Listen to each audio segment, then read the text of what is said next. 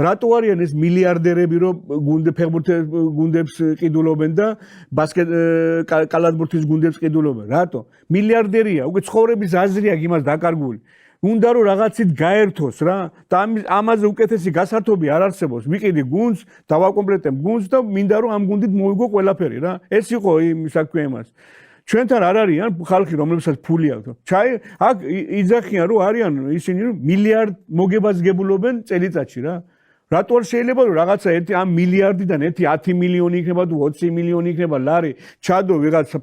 საფეხბურთო გუნდში რომელსაც თუ გიყვარს მართლა შენი ქვეყანა თუ გიყვარს ფეხბურთი და რაღაცით დაეხმარე ქვეყანას ჩვენთან რატო არ კეთდება ეს რატო კეთდება იმას გეუბნებით აზერბაიჯანში რატო კეთდება ის აზერბაიჯანელები არიან რომლებიც ამ იმაში ამ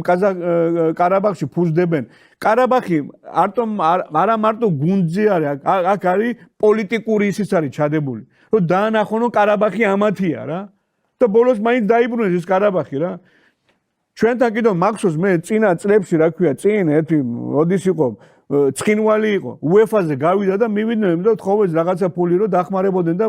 რა ფულია ისა რატო არ შეიძლება ჩვენთანაც გაკეთდეს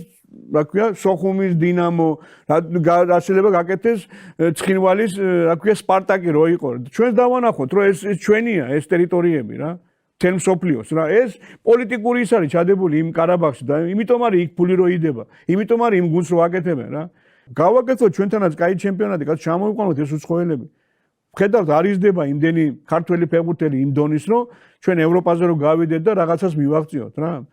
ჩვენ კი არა ინგლისი ნახე რა 80% უცხოელები არიან რა იქაც არ თამაშობენ რა ქვია იმას იქაური ფეხბურთელები თემსოფლიოში ეგრეა მთელ ევროპაში ეგრეა რა და ჩვენ გვინდა რომ გავზარდოთ ვიღაც სანამ გაიზრდება გადის ეს წლები გავიდა 10 20 30 წელიწადი და ერთხელ ვერ მოხვდით იმაზე რა